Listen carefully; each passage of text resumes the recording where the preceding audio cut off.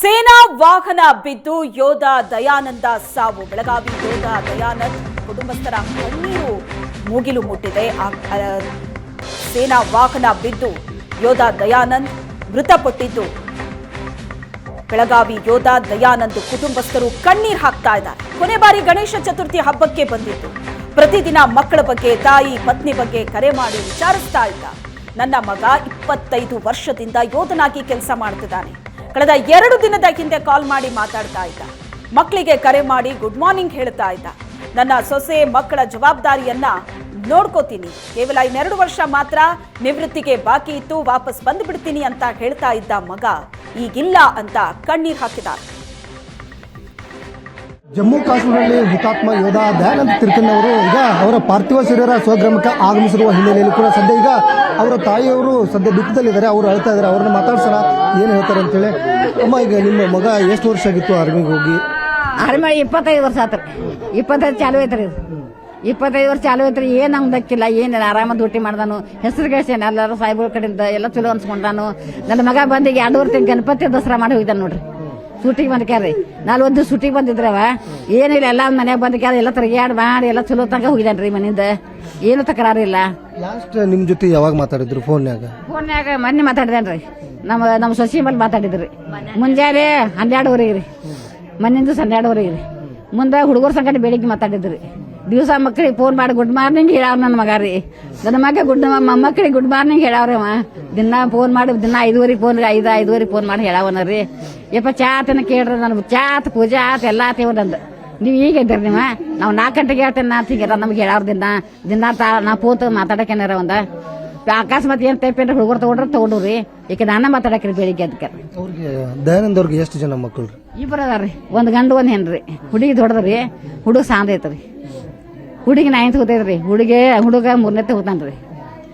2 ಮಕ್ಕಳ್ರಿ. ಹವಳ ಮುದ್ದಂಗೆ ಬೆಳೆಸಿದವ್ರಿ. ನಾವೆಲ್ಲ ಚಲೋ ಇದ್ರು. ನಮ್ಮ ಮನ್ಯಾಗ ಏನ್ ತಕರಾರು ಇಲ್ರಿ. ನಮ್ಮ ಸಸಿನೂ ಚಲೋ ಅದಾಳ್ರಿ. ನಮ್ಮ ಮನ್ಯಾಗ ಯಾವ್ದು ತಕರಾರು ಇಲ್ರಿ. ನಮ್ಮ ಮನ್ಯಾಗ ನಮ್ಮ ದೊಡ್ಡ ನಮಗೇನು ಅನ್ನಕ್ಕಿಲ್ರಿ. ನಾವ ಎಲ್ಲ ಚಲೋನ ನಡೆದಿತ್ತು. ನಮ್ಮದ ದೇವ್ರ ಇಂತಾನ ಮಾಡಿ ಬಿಟ್ರಿ ನಮಗೆ. ಈಗ ನಿಮ್ಗೆ ಏನಾದ್ರು ಆರ್ಮಿ ಒಳಗೆ ಏನಾದ್ರು ತ್ರಾಸ ಆಗಿದೆ ಏನಾದ್ರು ಹೇಳ್ಕೊಂಡಿದ್ರ? ಏನಾದ್ರು ಅಲ್ಲಿ ಯಾವ ರೀತಿ ಇದ್ರ ಅನ್ನೋದು ಏನಾದ್ರು ಹೇಳಿದ್ರ?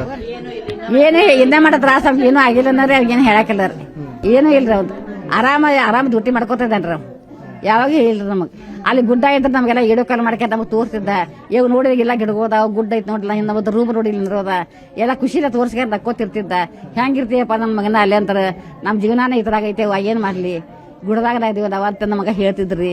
ಯಪ್ಪ ಆರಾಮಿರಪ್ಪ, ನೀನ್ ಇದ್ರಾಗ ಹುಷಾರ್ಲೇ ಇರುವಂತ ನನ್ನ ಬಗ್ಗೆ ದಿನ ಆಶೀರ್ವಾದ ಕೊಡ್ತೀನಿ ಅವಂಗ. ನನ್ನ ಮಗ ಚಂದಾಗಿ ಇರ್ಲಿ ಅಂತ ಹೇಳ್ಕ್ಯಾರ. ಇಂದ ಫೋನಿಂದ 12 ಮಾತಾಡ್ದ ಮುಂದೆ ಫೋನ್ ಮಾತಾಡ್ಲಿಲ್ಲ. ಈಗ ಮನಿ ಇಡೀ ಎಲ್ಲ ಜವಾಬ್ದಾರಿ ಹೊತ್ಕೊಂಡು ಮನಿ ವಾರಸ್ದಾರ ಅವರೇ ಇದ್ರು. ಈಗ ಅವರೇ ಇಲ್ಲಂದ್ರೆ ಈ ದುಃಖನ ಯಾವ ರೀತಿ ತಡ್ಕೋತೀರ ಅಂತ ನೀವು? ಯಾರ್ರಿ ನಾವು ತಡ್ಕೋಬೇಕಿಲ್ಲ. ನಾವು ತಡ್ಕೋಬೇಕ್ರಿ. ನನ್ನ ಅಮ್ಮವ್ರಿಗೆ ಪಾಪ ಅವ್ರಿಗೆ ಆಗೋದಿಲ್ರಿ, ವಯಸ್ಸದಾರವ್ರ. ನಾನೇ ಉಡಿದ ಹಾಕೋಬೇಕ್ರಿ ಎಲ್ಲಾರಿ. ಸೊಸಿಗೆ ಬಗ್ಗೆ, ಮಕ್ಕಳಿಗೆ, ನನ್ನ ಗಂಟಗ ಎಲ್ಲಾರಿಗೂ ನಾನಾ ಉಡಿದ ಹಾಕೋಬೇಕ್ರಿ. ನಾನೇ ಧೈರ್ಯ ಎಲ್ಲ ತಗೋಬೇಕ್ರಿ ನೋಡ್ರಿ. ಮಕ್ಕಳು ತಂದೆ ತಾಯಿದ ಎಲ್ಲ ಅಂತ್ಯಕ್ರಿಯೆ ಅಂದ್ರೆ ತಂದೆ ತಾಯಿ ಸತ್ತಾಗ ಮಕ್ಕಳು ಇರ್ಬೇಕಂತಾರ. ಆದ್ರೆ ಮಕ್ಕಳನ್ನ ಅಂದ್ರೆ ತಂದೆ ತಾಯಿ ಮಗನ ಒಂದು ಈ ರೀತಿ ಪರಿಸ್ಥಿತಿ ಬಂತಲ್ಲ, ಮಕ್ಕಳೇ ಬೇಕಿಲ್ಲ. ಅಪ್ಪಿಲ್ಲ ಮಕ್ಕಳಿಂದ ನಾವ್ ಏನ್ ಮಾಡ್ತೀವಿ? ನಾವು ಹಿಡಿಬೇಕಲ್ಲ. ಈಗ ನಾವ ಜೋಪಾನ ಬಿಡಬೇಕಲ್ಲ. ನಾವ್ ಮಾಡ್ತೀವ್ರಿ, ಜೋಪಾನ ಮಾಡ್ತೀನ್ರಿ. ನನ್ನ ಮಕ್ಕಳಿಗೆ ಏನ್ ಹೂವ ಬೇರೆ ಹೊರದಾಗ ನನ್ನ ಬೇಕಾದ್ರೆ ಇರ್ತಾರ ಎಲ್ಲ ಹುಡುಗರು. ನಾವು ಜೋಪಾನ ಮಾಡ್ತೇವ್ರಿ. ಅಪ್ಪ ಹೋಗಮಟ ಅಪ್ಪನ ಸುತ್ತಿರ್ತಾವ್ರಿ. ಅಪ್ಪ ಆದದ ನಮ್ಮ ಸುತ್ತಾರ. ನನಗ ಅಪ್ಪ ನನ್ನ ಮಗ ಯವ್ ಅನ್ನ ಅವು ಯವ್ ಅಂತಾರ. ನನಗ ಯವ್ ಅಂತ ಹೇಳ್ಕ್ಯಾರ. ಕೈ ಹೊಡ್ತಾರ ಪಾಪ. ಸಾರಿ ಟ್ಯೂಷನ್ಕದ ಹೋಗ್ಬೇಕಾದ್ರ ನನಗೆ ರೊಕ್ಕ ಕೊಡಿ, ಅವು ನಂಗೆ 5 ರೂಪಾಯಿ ಕೊಡಿ. ಆ ಮಕ್ಕಳಿಗೆ ಅಪ್ಪ ಇಲ್ಲ ಅಂತೇಳಿ ನಾನು ಉಸ್ಬಾರ್ದು ಅಂತ ಹೇಳ್ಕ. ನನ್ನ ಮಕ್ಕಳಿಗೆ ರೊಕ್ಕ ನಾವ್ ಇಲ್ಲ ಅಂತ ಇರಕಿಲ್ಲ. ಅವ್ರು ಬೇಡ ರೊಕ್ಕ ಕೊಟ್ಟಿಗಾರ ಖುಷಿಲೇ ಇರ್ಲಿ. ನನ್ನ ಮಗ ದೂರ ಇರ್ತಾನ ಅಂತೇಳಿ ನಾ ಯಾವ್ದೇ ಕಡೆ ಮಾಡಕ್ಕಿಲ್ಲ. ನನ್ನ ಮಕ್ಕಳು ಇರದ.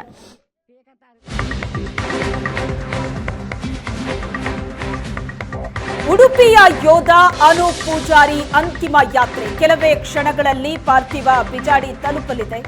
ಸಾರ್ವಜನಿಕರಿಂದ ಯೋಧನ ಪಾರ್ಥಿವಕ್ಕೆ ಪುಷ್ಪ ನಮನ. ಮಾರ್ಗದುದ್ದಕ್ಕೂ ನಿಂತ ಸಾವಿರಾರು ಶಾಲಾ ವಿದ್ಯಾರ್ಥಿಗಳು.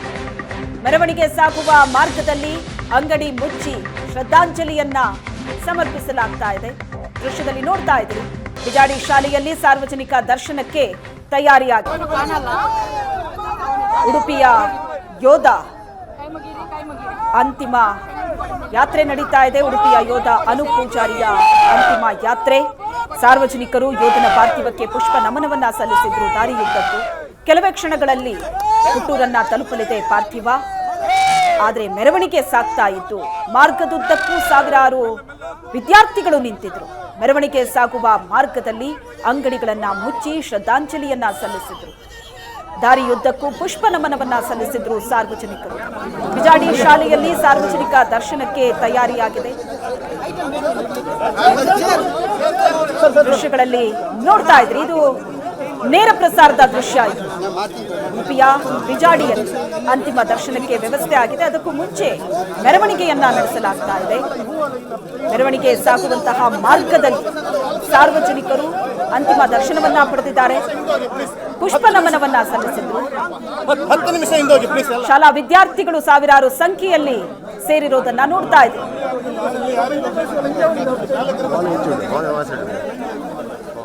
ಶಾಸಕ ಮುನಿರತ್ನ ಮೇಲೆ ಮೊಟ್ಟೆ ದಾಳಿ ಪ್ರಕರಣ. ನಂದಿನಿ ಲೇಔಟ್ ಪೊಲೀಸರಿಂದ ಹಲವರಿಗೆ ನೋಟಿಸ್ ಹೋಗಿದೆ. ಘಟನಾ ಸ್ಥಳದಲ್ಲಿದ್ದ ಸಾಕ್ಷಿಗಳಿಗೆ ವಿಚಾರಣೆಗೆ ಬರುವಂತೆ ಸೂಚನೆ ಕೊಡಲಾಗಿದೆ. ಶಾಸಕ ಮುನಿರತ್ನ ಮೇಲೆ ನಡೆದಂತ ಮೊಟ್ಟೆ ದಾಳಿ ಪ್ರಕರಣ. ನಂದಿನಿ ಲೇಔಟ್ ಪೊಲೀಸರು ಹಲವರಿಗೆ ನೋಟಿಸ್ ಕೊಟ್ಟಿದ್ದಾರೆ. ಘಟನೆ ನಡೆದಂತ ಸ್ಥಳದಲ್ಲಿ ಇದ್ದಂತಹ ಸಾಕ್ಷಿಗಳಿಗೆ ವಿಚಾರಣೆಗೆ ಬರುವಂತೆ ಸೂಚನೆ ಕೊಟ್ಟಿದ್ದಾರೆ. ಮೊಟ್ಟೆ ಎಸೆದಿದ್ದು ಯಾರು ಅನ್ನೋದರ ಬಗ್ಗೆ ಮಾಹಿತಿಯನ್ನ ಕಲೆ ಹಾಕಲಿದ್ದಾರೆ ಪೊಲೀಸರು. ಘಟನೆ ನಡೆದಾಗ ಸ್ಥಳದಲ್ಲಿದ್ದವರಿಂದ ಖಾಕಿ ವಿಡಿಯೋ ಸಂಗ್ರಹ ಮಾಡಿದೆ. ಮೊಬೈಲ್ ವಿಡಿಯೋವನ್ನ ಪೊಲೀಸರು ಪರಿಶೀಲನೆ ನಡೆಸ್ತಾ ಇದ್ದಾರೆ.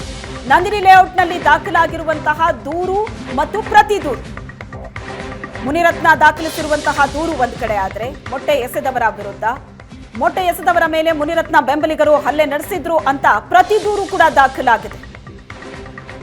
ಮುನಿರತ್ನ ದೂರಿನ ಅನ್ವಯ ಎಫ್ಐಆರ್ ಅನ್ನ ದಾಖಲಿಸಿಕೊಂಡಿದ್ದಾರೆ ಪೊಲೀಸರು. ಈ ಬಗ್ಗೆ ಹೆಚ್ಚಿನ ಡೀಟೇಲ್ಸ್ ಅನ್ನ ಕೊಡ್ತಾರೆ ನಮ್ಮ ಪ್ರತಿನಿಧಿ ಹರೀಶ್ ಸಂಪರ್ಕದಲ್ಲಿದ್ದಾರೆ. ಹರೀಶ್, ಈ ಪ್ರಕರಣಕ್ಕೆ ಸಂಬಂಧಿಸಿದಂತೆ ನಂದಿನಿ ಲೇಔಟ್ ಪೊಲೀಸರು ಹಲವರಿಗೆ ನೋಟಿಸ್ ಕೊಟ್ಟಿದ್ದಾರೆ. ಘಟನೆ ಸ್ಥಳದಲ್ಲಿ ಯಾರ್ಯಾರಿದ್ರು ಅವರನ್ನ ಕರೆಸಿ ವಿಚಾರಣೆ ನಡೆಸೋದಕ್ಕೆ ಮುಂದಾಗಿದ್ದಾರೆ. ಸೊ ಎಷ್ಟು ಜನರಿಗೆ ನೋಟಿಸ್ ಹೋಗಿದೆ, ಏನೆಲ್ಲ ಡೀಟೇಲ್ಸ್ ಗಳು ಸಿಗ್ತಾ ಇದೆ? ವಿಡಿಯೋದಲ್ಲಿ ಬಹಳ ಕ್ಲಿಯರ್ ಆಗಿದೆಯಾ ಮೊಟ್ಟೆ ಎಸೆದಿದ್ದು ಯಾರು ಅನ್ನೋದ್ರ ಬಗ್ಗೆ? ಶ್ವೇತಾ, ಇದುವರೆಗೂ ಈ ಒಂದು ಪ್ರಕರಣಕ್ಕೆ ಸಂಬಂಧಪಟ್ಟಂತೆ ಈಗಾಗಲೇ ಮುನಿರತ್ನ ಅವರು ಕೊಟ್ಟಿರುವಂತಹ ಒಂದು ದೂರಿನ ಮೇಲೆಗೆ ಈಗಾಗಲೇ ನಂದಿನಿ ಲೇಔಟ್ ಪೊಲೀಸ್ ಠಾಣೆಯಲ್ಲಿ ಒಂದು ಎಫ್ಐಆರ್ ಕೂಡ ದಾಖಲಾಗಿದೆ. ಆದ್ರೆ ಇದುವರೆಗೂ ಆ ಮೊಟ್ಟೆ ಎಸೆದಂತ ವ್ಯಕ್ತಿ ಯಾರು ಅನ್ನೋದು ಇದುವರೆಗೂ ಗೊತ್ತಾಗಿಲ್ಲ. ನಿನ್ನೆ ಏನೊಂದು ಘಟನಾ ಸ್ಥಳದಲ್ಲಿದ್ದ ಒಂದಷ್ಟು ಜನ ಮೊಟ್ಟೆ ಹೊಡೆದ ವ್ಯಕ್ತಿ ಅಂತ ಹೇಳಿ ಆತನ ಮೇಲೆ ಒಂದು ಹಲ್ಲೆ ಮಾಡಿದ್ರು. ಜೊತೆಗೆ ಆತನ ಕೂಡಲೇ ಪೊಲೀಸರು ಕೂಡ ವಶಕ್ಕೆ ಪಡೆದ್ರು. ಆತ ಸೇರಿದಂತೆ ಒಟ್ಟು 3 ಈಗಾಗಲೇ ವಶಕ್ಕೆ ಪಡೆದಿದ್ದಾರೆ. ಆದ್ರೆ ಇದುವರೆಗೂ ಏನು ಬಂಧನದ ಪ್ರಕ್ರಿಯೆ ಇನ್ನು ಮುಗ್ದಿಲ್ಲ. ಅಂದ್ರೆ ಯಾರು ಮೊಟ್ಟೆ ಎಸೆದಿದ್ದ ಆರೋಪಿ ಯಾರು ಅನ್ನೋದ್ರ ಕುರಿತು ಇದುವರೆಗೂ ಪೊಲೀಸರಿಗೆ ಸ್ಪಷ್ಟತೆ ಇಲ್ಲ. ಹೀಗಾಗಿಯೇ ಪೊಲೀಸರು ಅಲ್ಲಿದ್ದಂತಹ ಒಂದಷ್ಟು ಸಾಕ್ಷಿಗಳು ಏನಿದ್ರು ಅವರಿಗೆ ಈಗಾಗಲೇ ನೋಟಿಸ್ ಕೊಡುವಂತಹ ಒಂದು ಕೆಲಸ ಆಗಿರುವಂತದ್ದು. ಅವರನ್ನ ನೋಟಿಸ್ ಕೊಟ್ಟು ಯಾರು ಮೊಟ್ಟೆ ಎಸೆದ್ರು ಅನ್ನುವಂತರ ಕುರಿತು ತಿಳ್ಕೊಳ್ಳೋ ಸಲುವಾಗಿ ಈಗಾಗಲೇ ಅವರಿಗೆ ನೋಟಿಸ್ ಅನ್ನ ಕೊಟ್ಟಿರುವಂತದ್ದು. ಜೊತೆಗೆ ಒಂದು ಕಡೆ ಅಲ್ಲಿದ್ದಂತಹ ಸಿಸಿಟಿವಿಗಳು, ಅಂದ್ರೆ ಘಟನಾ ಸ್ಥಳದಲ್ಲಿದ್ದಂತಹ ಅಕ್ಕಪಕ್ಕದ ಸಿಸಿಟಿವಿಗಳು ಏನಿದಾವೆ, ಜೊತೆಗೆ ಏನು ಅಲ್ಲಿದ್ದಂತಹ ಸ್ಥಳದಲ್ಲಿದ್ದಂತಹ ಒಂದಷ್ಟು ಕ್ಯಾಮ್ರಾಮನ್ಗಳು ವಿಡಿಯೋಗ್ರಫಿ ಏನ್ ಮಾಡ್ತಾ ಇದ್ರು ಅವರ ವಿಡಿಯೋಗಳನ್ನು ತೆಗೆದುಕೊಂಡು ಕೂಡ ಪರಿಶೀಲನೆಯನ್ನ ಮಾಡಿರುವಂತದ್ದು. ಜೊತೆಗೆ ಇದ್ಯಾವುದ್ರಲ್ಲೂ ಕೂಡ ಮೊಟ್ಟೆ ಎಸೆದಂತ ವ್ಯಕ್ತಿ ಯಾರು ಅನ್ನೋದು ಇದುವರೆಗೂ ಪತ್ತೆ ಆಗಿಲ್ಲ. ಹೀಗಾಗಿ ಮೊಟ್ಟೆ ಎಸೆದ ವ್ಯಕ್ತಿ ಯಾರು ಅನ್ನೋದನ್ನ ಪತ್ತೆ ಹಚ್ಚಲು ಪೊಲೀಸರು ಇದೀಗ ಮುಂದಾಗಿರುವಂತದ್ದು. ಅದೇ ಸಲುವಾಗಿ ಒಂದಷ್ಟು ಜನ ಸಾಕ್ಷಿಗಳಿಗೆ ಈಗಾಗಲೇ ನೋಟಿಸ್ ಕೊಟ್ಟಿದ್ದಾರೆ ಅನ್ನುವಂತ ಮಾಹಿತಿಗಳು ಸದ್ಯಕ್ಕೆ ಲಭ್ಯ ಆಗ್ತಾ ಇರುವಂತದ್ದು. Shweta, yes, thank you Harish ನಿಮ್ಮೆಲ್ಲ ಡೀಟೇಲ್ಸ್ಗೆ.